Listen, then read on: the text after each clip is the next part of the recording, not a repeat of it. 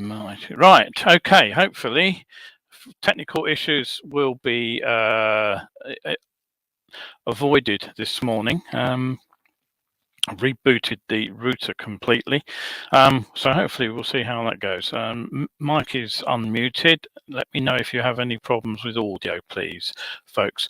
Right, okay, so on with today's show. I'm Kevin Williams of Survival Skills Rider Training. This is ELEVENSES. It's Wednesday the 19th of October. It's show number 280. It's a reasonably bright day outside and quite mild as well. Quite a nice day for riding today, actually, if you're going to be out on two wheels.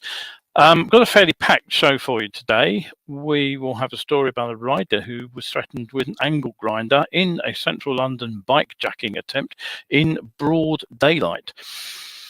Motorcycling is under attack in Cambridge under a new plan which would make motorcycles pay exactly the same as a car for access to the city centre. The military government has banned riding in parts of Myanmar. If you're paying for parking with a bank app, just watch out for scams. Norton have debunked any hopes that their bikes would be seen at the TT. Next year, a sporty-looking Aussie e-bike has struggled to attract backers. The Vintage Motorcycle Club has launched a loan scheme for their bikes, which is an interesting one. Meanwhile, a Stevenage rider has covered 8,000 miles for charity on the 96-year-old bike, which leads me neatly into today's discussion point. How much power do we actually need when we go touring? So settle yourselves down for the next 30 minutes or so. And don't forget, the next Survival Skills Live Online Talk Series event will be November the 2nd.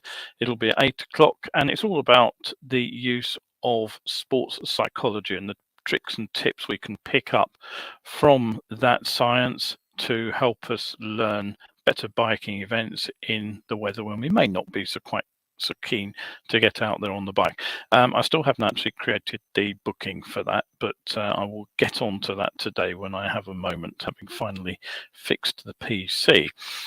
All right, okay, so into today's stories then. The first one that I wanted to share with you is a fairly scary story, actually. Now, we've heard quite a lot about bike jacking in the last few months. We've heard quite a lot about bike theft too, but what you don't expect to be confronted with in broad daylight in the centre of London is somebody wielding an angle grinder trying to force you off your motorcycle. But that is what happened to Nick Donnelly, 34 years old. He was riding near Marble Arch to a medical appointment, and he noticed two riders following him on a scooter. He says, as I was parking, one guy jumped off the moped and ran at me, and he immediately apparently jumped back on the bike and accelerated off to avoid any confrontation. Before I knew it, he continued, these two guys were chasing me. As they chased me, they tried to nudge me a few times when they got up alongside me. They nearly drove into the back of my bike at one point. With my more powerful motorbike, I managed to get some distance between them and I. It was at this point I flicked my head camera back on. Nick thought he was either going to crash trying to escape the pair and that he was going to try to find a safe place to hide. And he said, I attempted to hide in a hotel driveway, which you see me pulling into in the video. They obviously saw me pull in and drove up on the pavement. At this point, I felt the only option I had was to confront them. So at this point in the video, one of the bike thieves can be seen holding an angle grinder. That's the still photo I've snipped out there. At that point, they rode off and cleared out. And Nick said, I had mixed feelings throughout, with nervousness to begin with as I saw these two behind me. While I was being chased through the streets, my adrenaline was pumping. When I confronted them on foot, my adrenaline was peaking. Once I'd left the scene, I was shaking, scared and exhausted. He added, these minor events leave their mark. I wouldn't call it a minor event, actually. I call it quite a major life sort of incident. Anyway, he went on to say it doesn't stop me riding or going into London, which is a good thing. Yeah, so fairly scary. If you go online, you can find the video fairly easily by just doing a hunt on the guy's name and sort of motorcycle. So Right, got 2 comments. Nigel says all looking good at the moment, and Clive says hearing you, no problems. Excellent, good. At least that is good news after last week's or the last show's debacle. Anyway, should you be living anywhere near the Cambridge area, it's time to get on your bike. The powered Norton get behind some opposition to the Greater Cambridge Partnership, GCP, and their proposals to charge motorcycles to enter what they call a sustainable travel zone. Now, under the plans, which were made public as part of the GCP Making Connections consultation on Monday this week, that's the 17th of October, all motorised vehicles, including motorcycles, would be charged a flat rate of £5 per day to enter what is being billed as a sustainable travel zone. Now, MAG apparently made an approach to the GCP to enter into dialogue, which was dismissed. The Motorcycle Action Group MAG subsequently made a Freedom of Information request, and that revealed that a formal presentation had been delivered to Cambridgeshire County Council, and it listed the reasons that they believe motorcycles should be charged, including the idea that by charging motorcycles the same as cars, it would be a strong deterrent to proliferation. So in other words, it would stop people switching from cars to motorcycles. And other arguments against the full exemption for motorcycles were listed as motorcycles being an inherently less safe mode.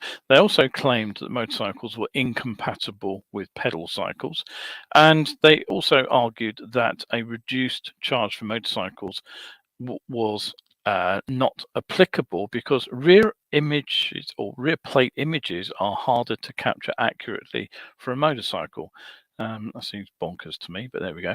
A technical note discussing the exemptions assessed motorcycles as having no significant impact on congestion reduction, sustainable travel, or air quality and safety benefits. Not surprisingly, the Motorcycle Action Group claims that the plans are based on misinformation and prejudice, and I certainly wouldn't disagree. And I'll be coming back to that actually in the next show. Now, the good news, though, is at least we won't be shot for riding motorcycles where they're not welcome. That is apparently the threat in Kayan Township, which is in the Yangon region of Myanmar. According to local news reports, the military council was planning to outlaw motorcycle use in the township from Monday this week. Now, not surprisingly, the news has prompted concern from local residents because motorcycles are the main means of travel around the region. And a paper quoted a local resident as saying, there will be many issues if they impose this prohibition in that way. The populace is facing severe difficulties. Another resident said, there is a warning that if someone drives away after being told to halt, they will be shot and taken into custody. That's assuming they survived being shot in the first place, I guess.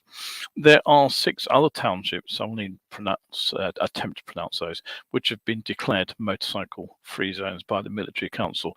Now, as far as I can gather from the news report, outside those municipal boundaries, motorcycles can only be used after permits have been issued. So, you know, it kind of puts our own problems of riding bikes into perspective, really, doesn't it? So don't forget, if you've got comments, questions, anything you want to say about the show, do drop me a line. I will try to get back to you during the show if I possibly can. If I can't, it will be after the show. Any feedback on the show generally is always so welcome, of course, as are suggestions or anything you'd like me to talk about. I'm more than happy to discuss anything that you're interested in. Now, here is a warning for you.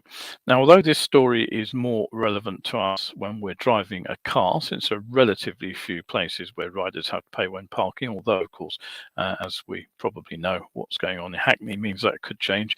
So it is worth being aware of a new scam. Now, a woman tried to buy a ticket at a car park in Flintshire in Wales, and she had 3 payments withdrawn from her bank account. The first was for the £1, which was the official day-long parking fee. So obviously, I guess she didn't think too much about that.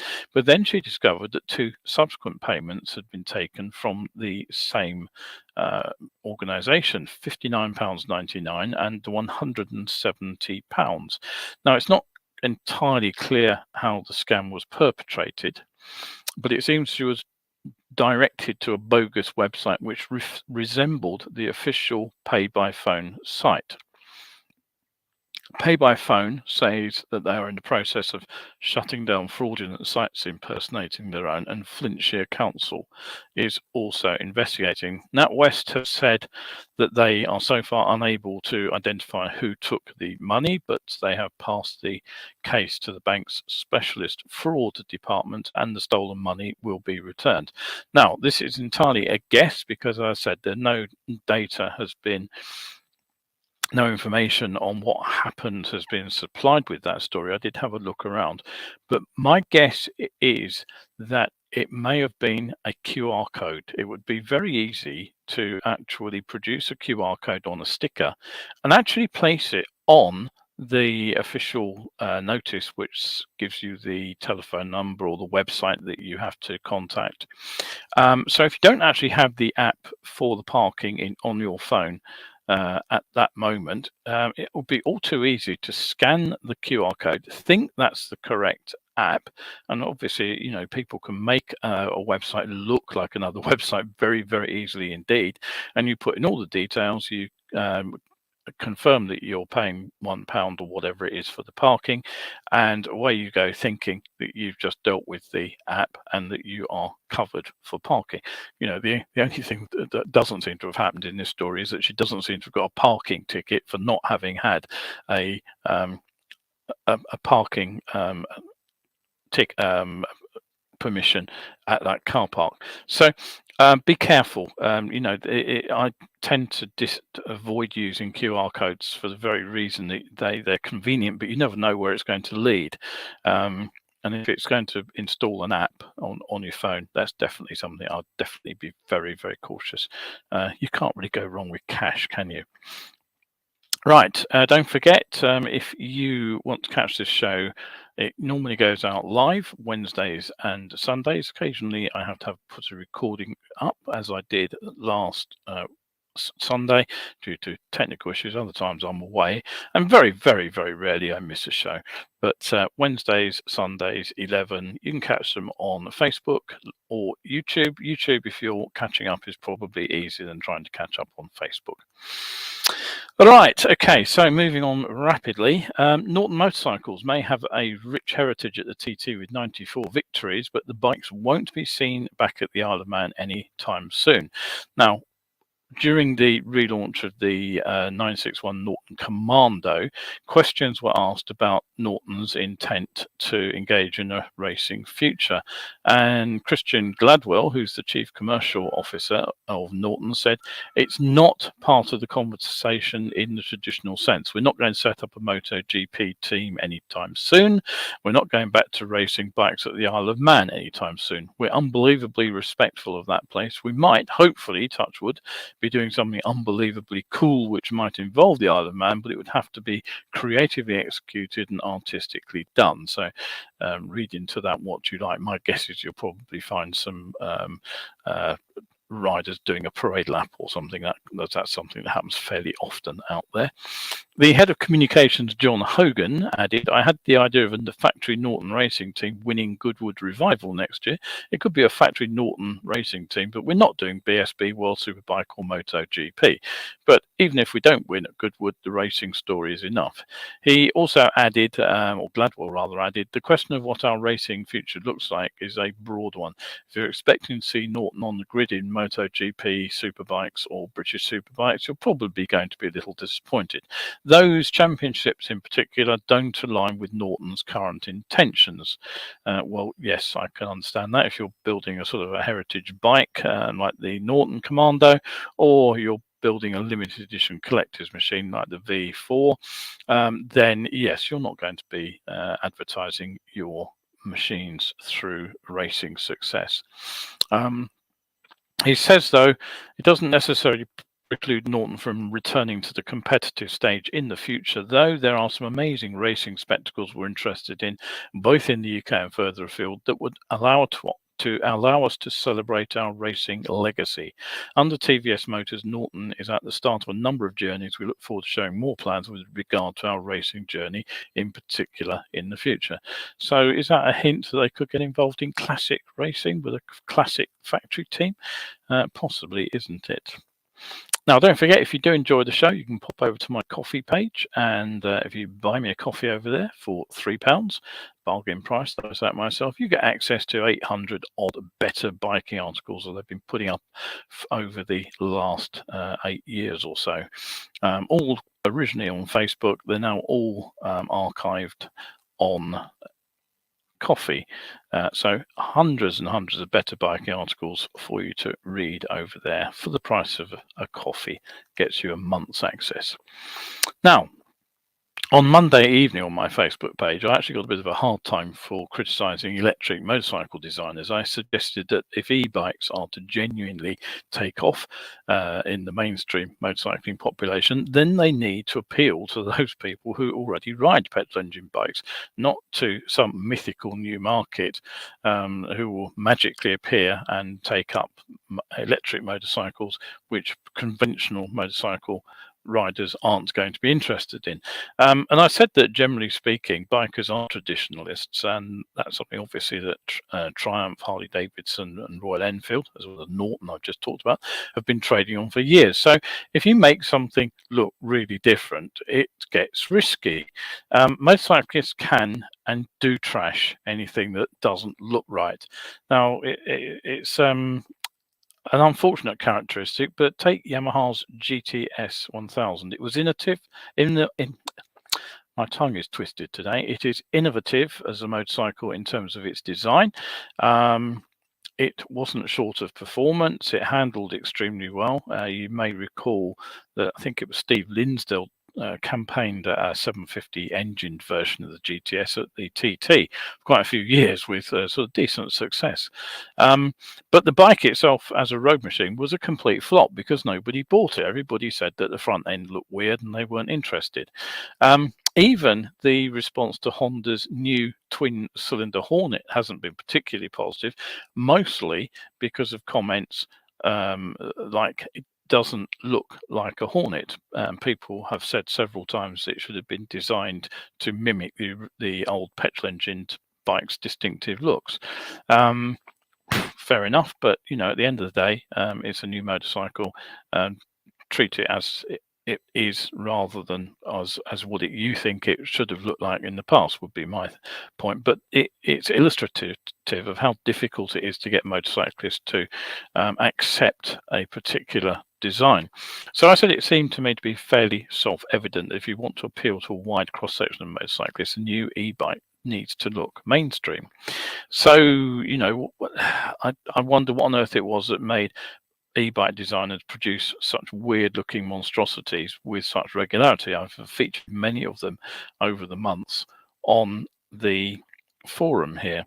Now, the Aussie take on an electric motorcycle, which actually does tick some boxes for me, is this one here. I'm not particularly fond of the sort of the flat black color scheme. I'd like something colory on it, but hey ho, it at least looks like a conventional motorcycle. The name's a bit silly. It's called BRAP, would you believe? BRAAP, which presumably is a reference to the noise that motorcycles make, but this is an e-bike, so it obviously doesn't make that noise. Now, I think the bike has hints of Ducati there in that fairing and possibly that high tail as well. But it's definitely a sports bike, even though the bars are fairly high. It's developed and assembled in Melbourne, but the components are said to be sourced from global manufacturing partners offshore, which presumably means China. That the global line enables the bike to be offered at unmatched value to the rider, a bike of high specification available at a super aggressive price point. Now, there are two models of this machine: the Moto EV5, which gets a 5-kilowatt motor, a 60 amp hour lithium battery, and a top speed of 105 kilometers, which is a tad over 60. So basically, you're looking at 125cc performance, and for that price, frankly, the price is pretty reasonable. Australian dollars, it comes in a fraction under 5,000, which at current exchange rates is about £2,900, which puts it really between the right slap bang in the UK price range, between sort of the Japanese 125s and the Chinese petrol engine 125, slap bang in the middle. Now, the higher performance EV8 comes with an 8-kilowatt motor and a larger 100 amp hour battery, offering a top speed of up to 130 kph or 80 miles per hour, so roughly 250 territory. The extra performance is reflected in a higher price, but it's still very, very reasonable, just under 7,000 Australian dollars, or around £4,500. Go check out the price, something like Yamaha's R3 if you want a sort of comparator. Range is said to be between 80 kilometers to 140, which is 50 to about 85 miles, depending on how you ride it. Recharge time said to be 4 to 6 hours. There is a warning that the final specs will be subject to change. And one nice touch, the bike is actually backed with a lifetime warranty, although I wouldn't be surprised to discover that there are exclusions covering the battery and perhaps the motor. According to the company, BRAP is bringing to the market a cost-effective and electric vehicle, environmentally friendly motorcycle option. This is a game changer, they say. When will it appear? Well, soon. Apparently, all the compliance testing has been successfully completed, so they just actually have to get some production models out. But this is where I get worried, because I see the orders are now being taken for delivery, but via a cloud funding program. Now, at the beginning of the week, just 70 people had invested in the project. It has raised around 100,000 Aussie dollars, but BRAP was hoping for anything between 400,000 and 2 million Aussie dollars. So right now they're some way short of their goal, and they just have 10 days left to run on that cloud funding project. Now, turning from the cutting edge of electric motorcycles back to the early days of the internal combustion engine, have you ever wondered what it's like to ride a vintage motorcycle? If you have, the members of the Vintage Motorcycle Club here in the UK have signed up to a scheme to offer out their bikes for free rides. Now, over 40 motorcycles so far available, ranging from everything from a 1923 Matchless 350 to a 1989 Yamaha FJ 1200. And the club also has a full transit and 3 bike traders to help members move their bikes around. And the VMCC chairman, Mario Costasar, he says, we want as many people as possible to experience what it's like to ride older motorcycles. This is the best way to do it. There are some restrictions on some of the older bikes, and members are expected to be responsible for the machines in their care, where they will be covered with members' club insurance. There's no charge for the loans, no deposit is required, and anyone can join the club, even non-bike owners, with a 12-month membership costing £42, and there are lower rates actually for younger members. Responsible riders who are not members will also be considered for applications on a case-by-case basis. Now, I was a little bit surprised to find a 1980 CB250 RS Honda in a list of machines to be loaned out, because I actually have one of those myself, and I rode those bikes extensively back during the 1980s. I lost count of how many hundreds of thousands of miles I put on them. I think I had owned 5 of them and probably did about 400,000 miles in total. So I have to be honest, I do find those hard to think of as an old machine. I still kind of remember picking the bikes up and riding them. So anyway, that neatly sort of feeds me into my final item for today, since that involves a Stevenage rider who has just covered 8,000 miles on a vintage motorbike that belonged to his great-grandfather. He had used the bike to get to work as a shipping agent in Falmouth. Now, the trip began back on the 6th of April as Harry Bott crisscrossed Britain and Ireland on a Sunbeam Model 1 in order to visit every RNLI lifeboat station. Now, there are 238 of those, and he even took the bike, the 96-year-old bike, to the Channel Islands to visit the stations out there. Now, Harry, who's from Stevenage in Hertfordshire, is 23. He raised almost £8,000 and finished his ride just the other day at Southend-on-Sea lifeboat station, not too far away from here in Essex. He is said to be an avid sailor and said it was good to know the RNLI are there to help if someone gets into trouble. I felt it was an important charity to give back to, and as he says, the RNLI is entirely reliant on funding from donations. So I have to be honest, it's one of the charities I tend to support.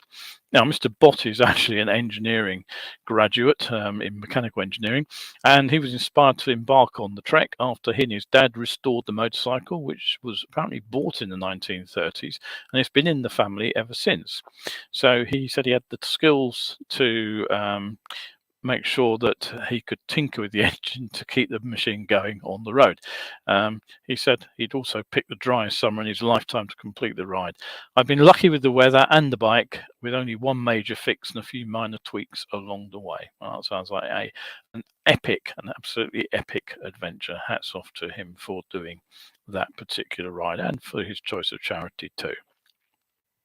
Right, and that takes me on to my final point of the day, just a fairly short one today, but it really flags up how much power you need to tour. Now, I haven't looked up the power output of the hornbeam. Hornbeam? That's a tree, isn't it? A sunbeam. But the top speed of 45 miles per hour suggests it's probably about 4 or 5 horsepower. Now, I wrote an article 30 odd years ago now. Is it that long? Well, 20 years ago. And it was basically after a long debate on the old bike forum I used to moderate, where people were saying, I need 100 horsepower for touring. Well, clearly you can do 8,000 miles with 5 or 6 horsepower, even on a bike that's 96-year-old. So it's not what you tour on so much as how you tour. Now, this topic reared its head, actually, funnily enough, just the other day when there was a debate on the latest forum on about what adventure bikes people want to use for touring, and there were people saying, yeah, I need a KTM 1290 or whatever, and these things are putting out 150, 160 horsepower, you know, BMW S1000 XR, I think it is. My buddy's got one of those, and there were people genuinely saying that bikes like the twin cylinder BMW, the what is it called? It's the F 800, I think it is, model, with about 80 horsepower, that it wasn't enough for touring. And I just kind of think, you know, get a grip really here. The first thing that a toddler learns pretty much is the difference between the word want and need. You know, we tell children, you know, if you want something, tell us about it, but they will say, I need it, and they're very insistent that they need something. No, they don't, they want it. And it's the same with motorcycling. And, you know, you might think this is entirely down to male machismo. The debate online was actually mostly between guys, but I actually got thinking about this again a few years ago when I overheard a conversation between two women. One rider was poo-pooing the other rider's choice of motorcycle because she'd picked a Monster 600 for her bike, and the first woman was basically saying that the Monster was underpowered and that she was riding a BMW 1250 or something. Well, okay, you know, around 50 horsepower. Monster is not the most powerful bike in the world, I freely admit it, but I spent years dispatching all over the country, carrying packages, parcels, you know, sometimes some fairly hefty stuff as well, all over the country on bikes with less power than that. I mentioned my 250 Hondas. You know, as I say, I think I had 5 of those. I think I covered about 350 to 400,000 miles on those bikes. all over the UK. They went everywhere from the West Country, Wales, to the north of England. Never actually got one into Scotland, but all over the UK. My brother rode a 250 Honda RS right across Africa, through the Atlas Mountains, right down through Equatorial Africa, right down through the south of Africa, right to the borders of South Africa itself. At that time, if you got a visa on your passport, it made it difficult to go anywhere else in Africa. So he looked at South Africa and then turned around and went back to Kenya, where he shipped the bike back from. So that was 25, 26 horsepower. After the 250 RSs, I had GS 500s, and again, I think I had 5 of those, and I probably put another 300,000-400,000 miles on those. I remember the first one did 138,000 miles before that one conked out, and that bike had a 50 horsepower output, very much similar to the Monster, very similar top speed, 100 to 115. And again, I took that bike all over the country as a courier bike. It also went all over Europe as a bike with camping gear on. Okay, it wasn't actually entirely happy 2-up, but that was mostly because of the handling rather than the fact it couldn't stick a passenger. My first big bike, in fact, was a CB 404 back in 1978. I went all over Europe on that, and I did go 2-up on that one as well with gear. So where did it all go wrong? Well, in my opinion, it went wrong with direct access. Yes, direct access had some amazing benefits. It certainly improved riding standards, to my mind. But the trouble was that the bikes that we had been riding prior to direct access suddenly became learner bikes, and all of a sudden they became seen as learner bikes, and the riders who had previously ridden on 125s and been quite happy with a bike like my GS 500 or a CB 500 as a go anywhere, do anything bike, suddenly they were learner machines. And so what they wanted was something bigger. Yeah, okay, going back to my sort of 404 over 40 years ago, yes, speeds on motorways have gone up, and I would agree that a 30 horsepower bike isn't the most happy machine to ride on a fast motorway now. But frankly, when you get to twisty rural roads and alpine passes, they haven't changed in the last 40 years. You can't go any faster on a 50-mile-per-hour bend, whether you're riding a bike with 30 horsepower or 300 horsepower. And frankly, smaller, lighter, less powerful machines can be less of a handful in challenging circumstances. So the road is the limiting factor on what we can actually do with a bike. And frankly, if you've got a 160-mile-per-hour motorcycle, where are you going to use that last 80-odd mile per hour of performance? Yes, it means you can sit in top gear and just twist the throttle and it will go. But where's the fun in that? I actually quite like the gearbox. And frankly, I also enjoy ambling along country roads at a nice 50 miles per hour, enjoying the scenery. I don't want to engage rocket mode to get me to be as quickly as possible. For me, that's not fun riding. All right, that is it from me today. Don't forget, I have mentioned the next webcast, which is in November. I think I said it was the 2nd, didn't I? Go back to my notes. Yes, 2nd of November. It's on armchair riding. I will get the booking up for that as app today when I get a moment. I think that's it. We'll be back on Sunday with the next show. Hopefully this one has gone out without any drama in terms of stuttering. Hopefully it's nice and smooth and clear today. So thank everybody for looking in. Clive has just said thank you. No, thanks, Clive. Always happy to see people. So if you are out there on the bike, as I said, it looks like a nice sort of mild day today. Forecast for the next few days is mixed, but it looks like we're going to have a nice warm end to the month. So if you are out there on the bike today, do stay shiny side up.